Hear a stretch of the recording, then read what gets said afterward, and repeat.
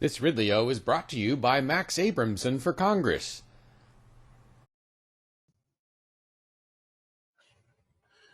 Hello, this is the NHexit podcast of sorts. This is Monday, March 18th. This is Russell Canning. I'm starting the recording, and I'm going to be joined by Chris in a while, and he will tell us what it was like at the Liberty Forum this weekend. We had an NHexit table there, and he can tell us the reactions of people or what he learned and things like that. Until he comes here, I will mention a couple of the articles that I'm going to post as a blog. There was a good article in the Granite Grok, grok.com, and it's under secession or statehood is the name of the article. And a guy from Belknap County is saying that why he thinks it's a good idea for us to secede, or he also thinks it's a good idea for Belknap County to be its own state. So we'll see what else he wants to post. There was a good article at Abbeville Institute. I don't know how to say that exactly. ABBEVILLE Institute.org. What if secession happens now? And that was a good article talking about what's happening right now and why the states can leave.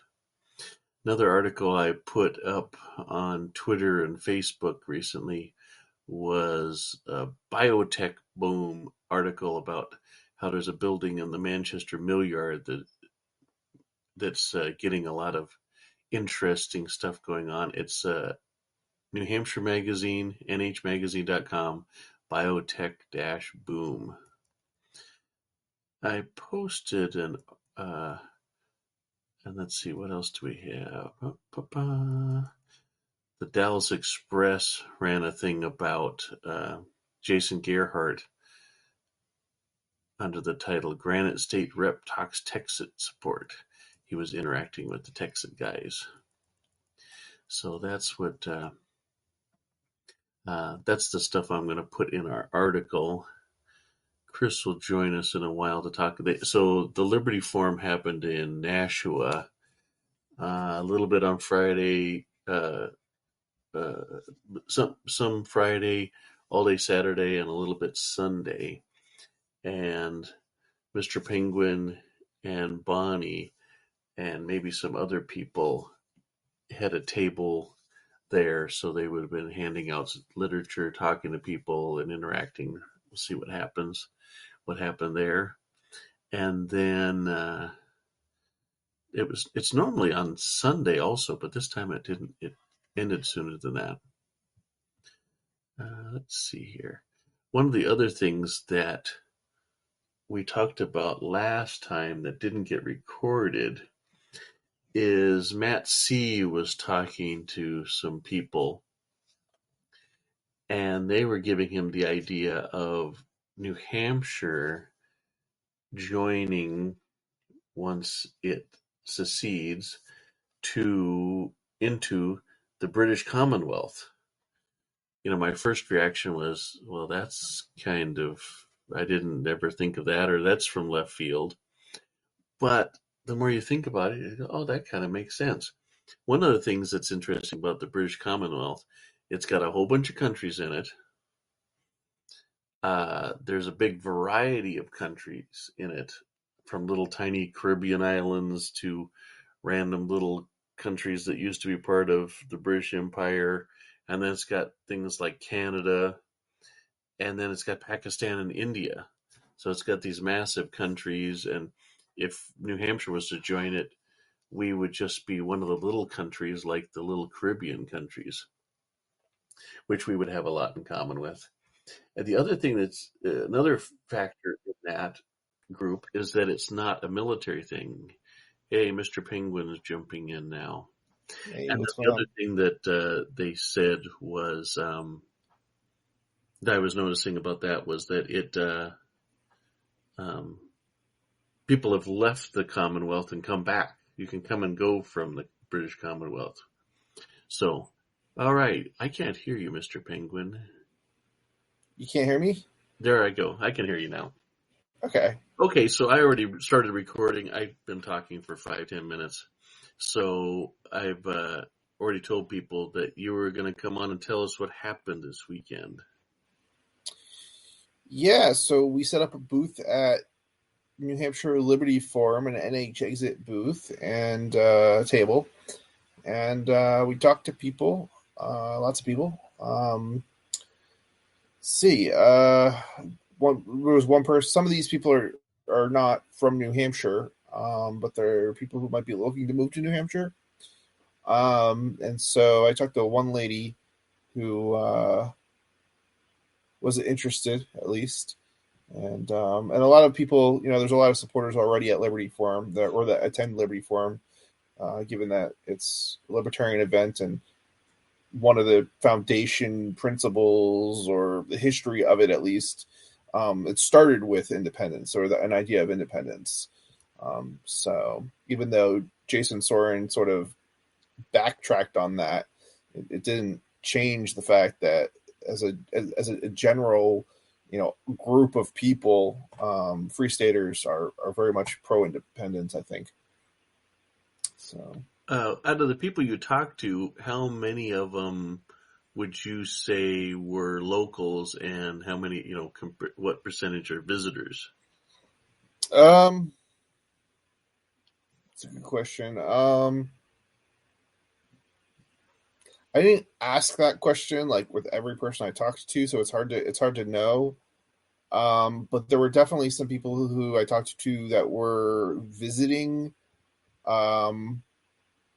And there were people who there were also people I knew, who came up to say hi because they were friendly and they know me and they know what we're doing already. I don't think, NHexit is a new concept within, the Free State Project. So, from that perspective, I think, people were already pretty well aware of its existence, given it's been around a decade, but. Yeah, that's what I was going to ask you next, but that kind of makes sense, is that, how many people, so most people, this was not new to them. No, not at all. I feel like the value in it was more in honestly representing libertarians at a libertarian event, just because there's so many conservatives in sheep's clothing that attend. And the whole idea of independence, I think, it really sits well with people who are really libertarian, as opposed to just, in sheep's clothing. And I think most of the people who are attending are libertarian, but people like vendors, as an example, a lot of them are not really libertarian. So you kind of get this impression that you're not really at a libertarian event. And anyway, but I think the people who come and they see, oh, there's an independence thing going on here, and you get to talking to them, they all of a sudden realize, okay, this really is a libertarian event. It's this sort of weird, behavior of the FSP Incorporated. It gets eroded once people realize that most of the people who move are libertarian, despite the fact that there's groups that are really more conservative, at these events. One person, just as an example of this, one person that came up to me first time at Liberty Forum, they were there with a schooling. She was there with like an education group, and they weren't pro voucher, but they weren't anti-voucher school vouchers. But their key focus was unfunded, is kind of in their marketing, basically. And she was one of the people who was telling me how she didn't feel like there were this was like libertarians here. And this is the person I had to explain it. And I said, no, you're actually she told me what she believed, and she went on about how she doesn't believe in school vouchers, and she wants unfunded. she doesn't think any of it anyway. So I was telling her, no, this is your view is actually the most libertarian as you can get, and it's what most people, most of the libertarians who move here are, that's what they would agree with. Despite that, you're seeing other school because there was like probably like 3 or 4 different groups of like schooling groups or whatever, and like most of them were these pro voucher things. And anyway, so that was just sort of an example, but it wasn't just that. That was just sort of an example. And but I had to go on and tell her, there's other things that FSP has done too. Like they have, they haven't kicked out people who are nudists, but they've cornered them because of some Christian groups. And I'm not saying all the Christians are like that, but some of them, a very small number of them are. And the Free State Project has made a decision to do things that are appealing to a more conservative audience as opposed to a more libertarian audience, and it has undermined the message. And one of the reasons I was there and I felt like I needed to attend was explicitly to make sure that people who are libertarians continue to move, and that because most of the people who do move are libertarian. So now, also, what you're talking about is just the one thing with the FSP and Porkfest, right? Because other than that, it doesn't ever come up, right? There's other things that the FSP has done that or people who are Dennis, for example, he gave space that was paid for by the Free State Project, even though he claimed it wasn't a Free State Project or something. But anyway, it was funded by the Free State Project. He admitted it. I'm trying to think who the guy was. One of the, I think it was it Kennedy? And then they had the no gun. They had gun restrictions. Mm-hmm. That was just sort of another example of things that are kind of sending this very weird message. We're supposed to be pro freedom, but then the FSP is supporting an event where they're going to restrict guns. And it brings in people who may not be libertarian, but maybe, I'm not sure if they were more conservative. It sounded like maybe they were it was attracting people who were more conservative. Anyway, the whole point was it just seemed to erode the whole message of like, is this a libertarian event or not? It seems like people get swayed by politicians and stuff like that. It's funny how the U.S. national race for president seems to affect so many people so much. So it changes everything. I don't know. I got the feeling that a lot of the people who attended like the last Pork Fest were not there for anything relating to libertarianism or the Free State Project. They were there to see the Kennedy. Is it Kennedy Jr.? Was that his name? I don't know. Anyway, that guy. And it wasn't libertarians. Like, I mean, don't get me wrong, there were libertarians there, lots of them, but that year in particular, it felt like there were a lot more people who were not libertarians. They were coming for the fest, but not for the Free State Project. Mm-hmm. Anyway, so yeah. Well, out of the people that you talked to, how many of them were coming by and liking the idea, or what did you feel like with the crowds that were there? Oh, I didn't have a single person that I talked to who wasn't in favor of independence. The only person that I actually noticed that passed me but didn't talk to me who was against independence was Jason Sorens. So, like, yeah, I mean, this is it's crazy. It's like we have people who everybody supports independence, but within this crowd, I mean. But the person who wrote the essay, like, I don't know. Don't ask me. Last year, I talked to one guy that I remember, one of the Goldback guys. He has a place in Manchester, I think now. And when he realized he was talking to people that were secessionists, he couldn't believe it, and he really opposed it. I don't and he was like say, 3 tables down, from us. Yeah, I don't want to say I haven't run into anybody, at these types, at either Porkfest or Liberty Forum in the past. I mean, I don't want to say that I've never run into anybody who's been not in favor or independence. I know I have, at least on an occasion or two, I have run into somebody, but I don't know, it seems to be that, at least, again, it's hard to know for sure, but from appearances, it seems to me like our group is almost entirely in favor of independence, and it's just Jason Sorens mostly that is like making it out as if it's not, and maybe a couple people like closely associated with them that are kind of backing up that position to give the impression that we're not all for independence. But well, I saw some pictures that had Jason Osborne in some of the photos, and I know he's against secession. Okay. Remember? He's part of the Republican leadership in New Hampshire, and they've opposed our bills. Yeah. So, yeah. I know. Yeah. No, like I said, I'm not saying there isn't anybody, but it doesn't. It seems like a very, very, very small number of people, and they're trying to make it sound like there's a lot of libertarians that are not for independence. And I don't think that's the case. That's not the impression I'm getting talking to people. But I don't know. I mean, maybe I'm wrong. Maybe it's just a work perspective. Maybe it's just because nobody wants to talk to me who's against secession that's libertarian. I don't know. Well, that's what I'm also guessing, is that some people might walk past you, and if they don't support secession, then they just don't talk to you at that table. Right. That's possible. And that would make sense, I think, but I don't know.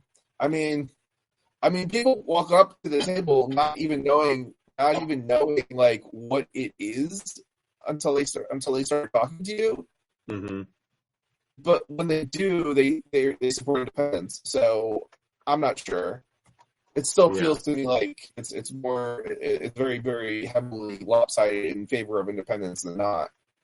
But yeah, and then this year there was no independence panel or speech or. No, there was. Session. There was a roundtable discussion actually. And okay. What day did that happen? I filmed it. I believe that was on Friday. Okay, but yeah, so I haven't seen any of that footage. You saying you filmed it, or who did? Yeah, I filmed it. I got it on video, so. Oh, okay, cool. Hopefully, I'll find some time to post that. Okay, somewhere. And did anybody else film it, or were you the only one, or does the forum do it too? Supposedly, somebody else filmed it. I think that whoever it was part of New Hampshire Liberty Forum, but I'm not 100% positive. I've only got that information third hand. So, who were the people that were speaking at it? Let's see, Matt, I believe it was, Carla Garrick, and the guy I can't think of his name, Club 75 Alliance. I don't know if you guys know who that is. Yeah, okay, Steve Milei. Yeah, there you go. Okay, cool. All right. I hadn't seen it in the lineup, but that's good. So that means we've done this like 2 or 3 years in a row, right? Yeah. And actually, thinking about it again, there was another independence talk that was given at Porkfest, and that had a large crowd of people in attendance, and that suggested to me too that we're probably libertarians are almost entirely for independence, and the reason it kind of makes me think that is because when that roundtable discussion occurred, everybody was basically for like real independence and not the Club 75, not Steve's version of it, which was basically a watered down variant. Which would have he's saying we'll wait until we get the U.S. to okay it. Yeah, Whereas, the thing is, just the overwhelming response of probably every single person, and there was probably like 75 people in that tent, packed in that tent. I think every single one of them basically raised their hand, and I forget exactly what the question was, but it was something to the fact. They were debating we can do it unilaterally, or if we need to have them. Yeah, Okay. it was something along those lines. But anyway, Mm-hmm. the point that I'm trying to make is that maybe I'm remembering it a little bit off, but it's not, the point that I'm trying to make here is that it was people were libertarians were very strongly in favor, pretty much unanimously, in independence and not some watered down version. Mm-hmm. So when I talk to people at PorkFest, that aren't coming to our NHexit events, yep, I would say it's like 50-50 or maybe more that like the idea of secession. I mean, okay. you get about half of them that think, yeah, that's a great idea if it can happen. Some people, their objection is, they so can't imagine it happening that it's almost like they don't like it. And then you get a chunk of them that, we just got to save the republic, type of thing. Out of So I get that curiosity, kind of variety. when you're talking to people at something like PorkFest, the problem with PorkFest is too, and especially like last year, there were a lot of people who came that weren't really libertarian, and the people who would never move. Did you gauge like people who have actual versus comparing the people who have moved and people who had not moved, or who were just at the event?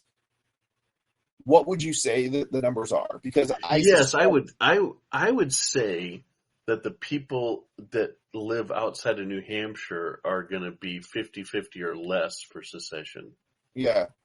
And that once you're here, it's more likely for you to picture that would be a good thing, or, something. Yeah, I would think that changes it.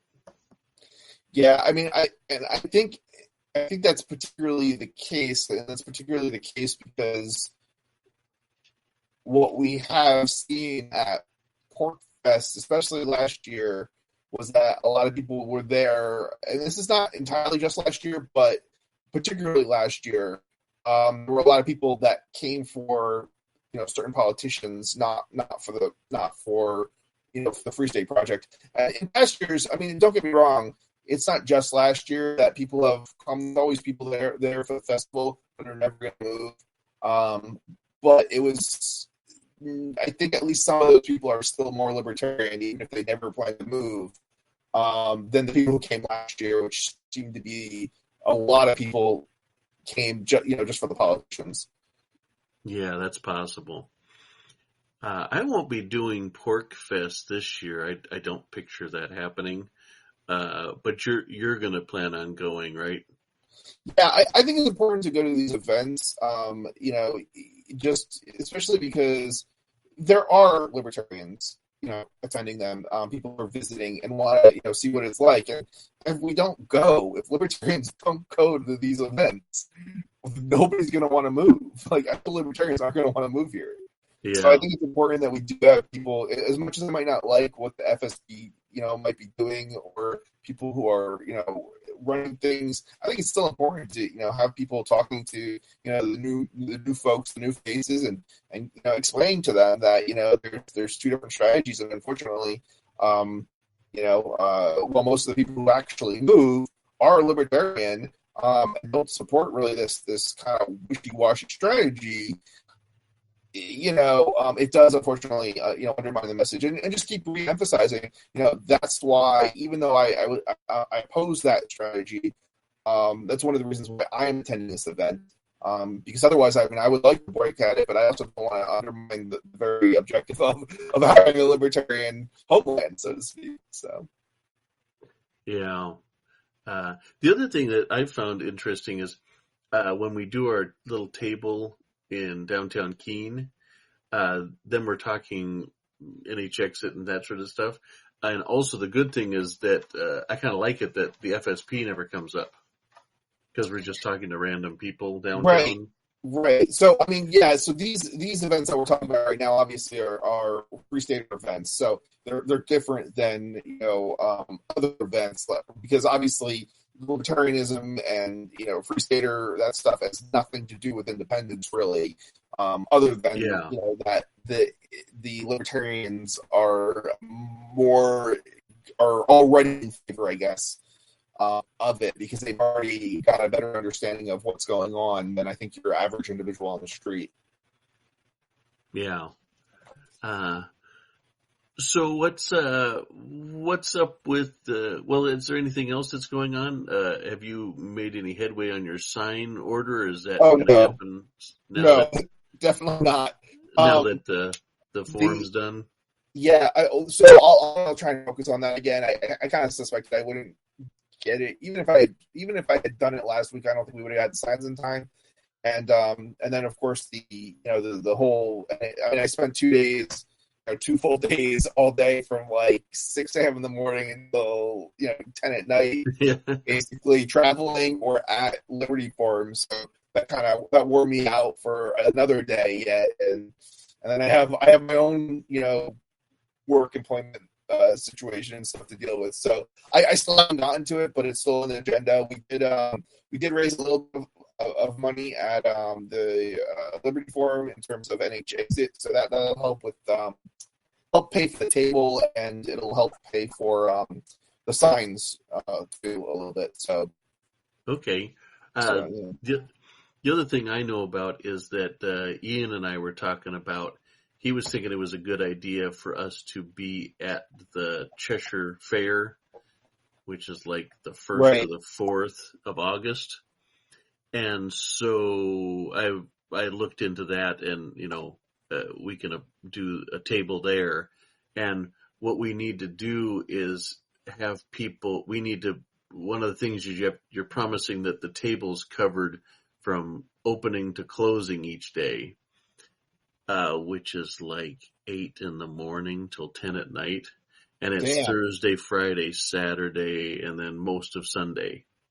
So I'll need to get people to come help me so that it's not just me. But can you repeat that? Is that 4 days? You said Thursday, Friday, Saturday. Yeah, it's Thursday, Friday, Saturday, and most of Sunday. It doesn't go till 10 o'clock on Sunday. On Sunday, okay. But it's 4 days. And we'd have one table. And I listed us as a place that won't be selling things because you have to get permission, an okay for what you're selling.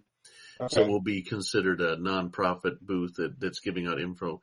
And we'd be spending our time asking people questions and giving out literature and adding them to the NHexit.us and .org email lists. Okay. And that's what I'd be doing all day long.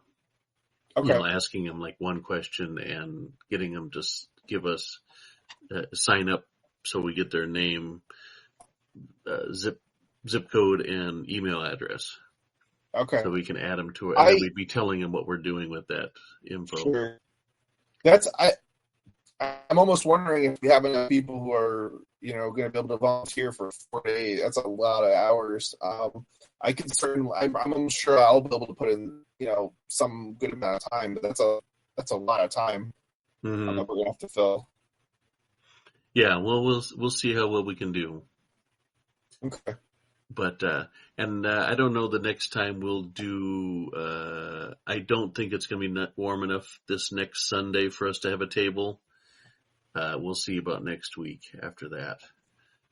But that kind of stuff will go up. Other than that, I think I'm ready to close off the recording. What do you think?